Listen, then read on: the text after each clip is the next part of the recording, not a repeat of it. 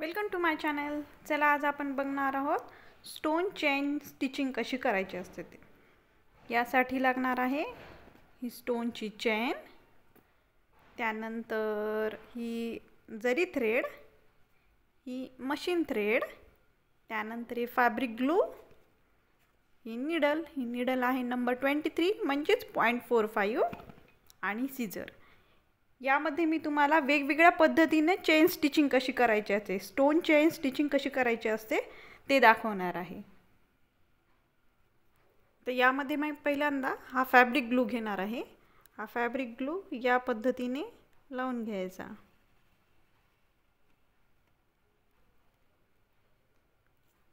आणि त्यानंतर या फॅब्रिक ग्लूवरती ही स्टोनची जी चेन आहे ती या पद्धतीने लावायची, याच्यावरती चिपकून द्यायची.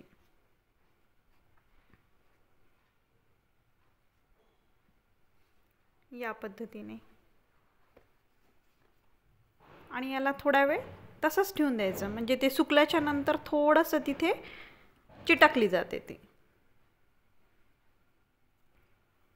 आता ही चांगल्या पद्धतीने चिकटली गेलेली आहे चेन. तर आता मी तुम्हाला पहिल्यांदा या जरी थ्रेडने कशी स्टिचिंग करायची असते ते मी तुम्हाला दाखवते.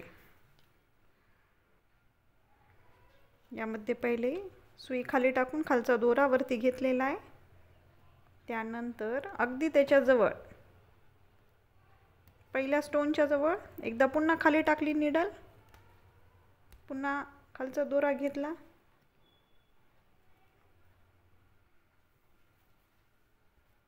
या चेनच्या स्टोनच्या तिथे एकदम पहिल्यांदा अशी चेन स्टिच केली आहे.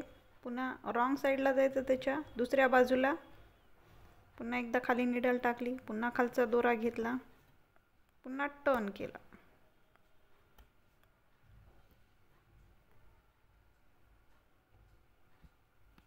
पुन्हा एकदा खाली टाकायची चेन.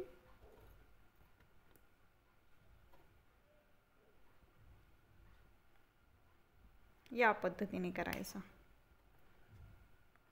जेव्हा तुम्ही पहिल्यांदा कराल तेव्हा थोडंसं अवघड जाईल, पण प्रॅक्टिस केली की येऊन जातं.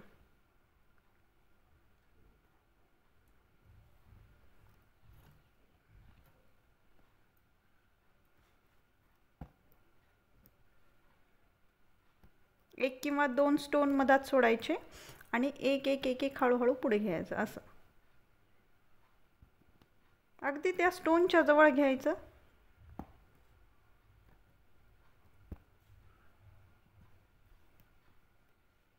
या पद्धतीने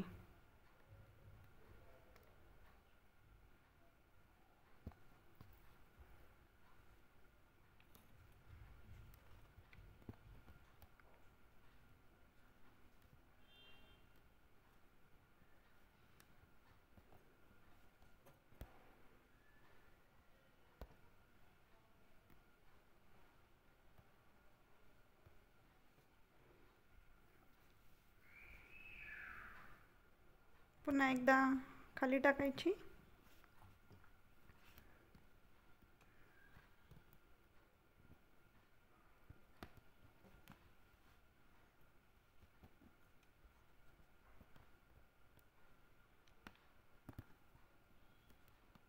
या पद्धतीने तुम्ही करू शकता.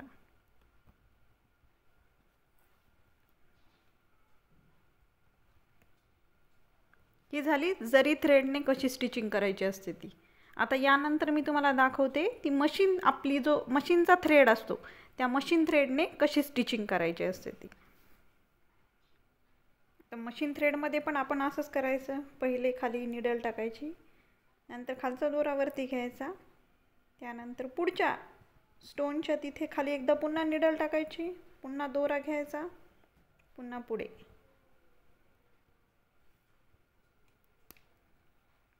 या पद्धतीने करायचं.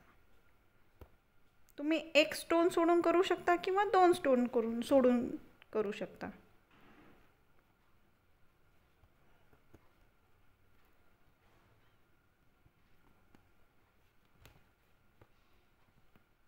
आणि यामध्ये आपण जेव्हा आपण स्टिचिंग करूत या पद्धतीची, तर यामध्ये ज्या कपड्याचा जो कलर आहे त्याच कलरचा थ्रेड त्यामध्ये वापरायचा, जेणेकरून तो स्टिचिंग केलेली लक्षात येत नाही.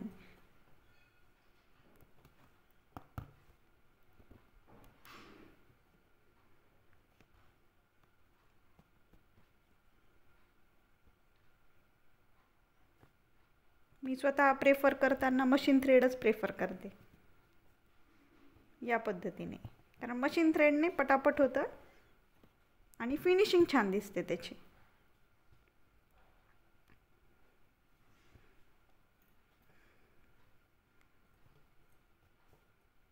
दोन स्टोन सोडायचे, पुन्हा निडलला खाली टाकायचं, खालचा दोरा वरती घ्यायचा, पुन्हा अपोजिट साईडला यायचं, तिथे निडल खाली टाकायची, खालचा दोरा वरती घ्यायचा, पुन्हा अजून पुढे या पद्धतीने. पुन्हा दोन स्टोन सोडायचे, पुन्हा निडलला खाली,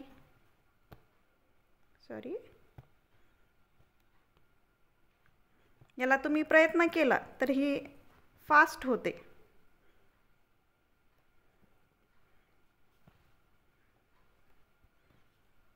हे तुम्हाला समजण्यासाठी म्हणून मी रेड कलरचा थ्रेड घेतलेला आहे.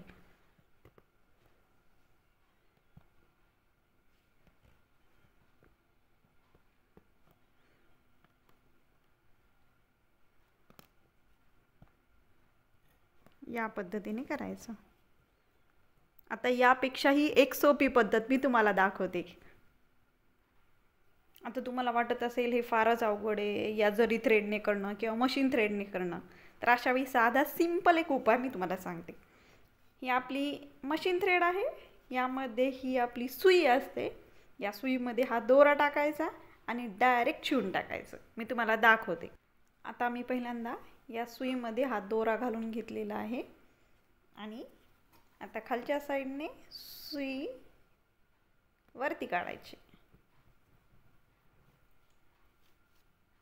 पुन्हा या दोघांच्या मधातून पलीकडे टाकायची. जर तुम्हाला ह्या दोन्ही पद्धत जर फार अवघड वाटत असेल ना, तरी एकदम साधी सिंपल आपली पद्धत आहे. याला मराठी भाषेमध्ये जुगाड असे म्हणतात.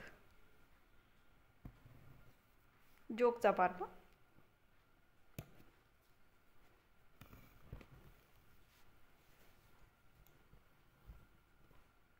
या पद्धतीने करायचं. या पद्धतीने केलं तर अजिबात लक्षातही येत नाही आणि चेन एकदम चांगल्या पद्धतीने तिथे स्टिच होऊन निघते.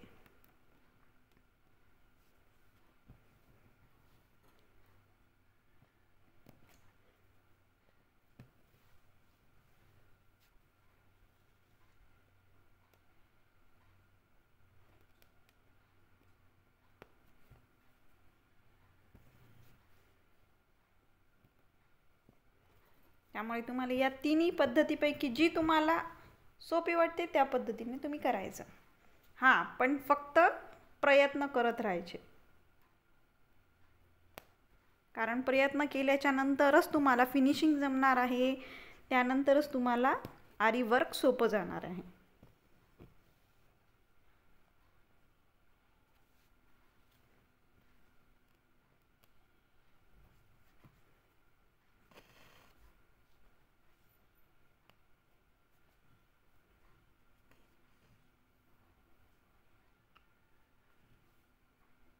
Thank you for watching.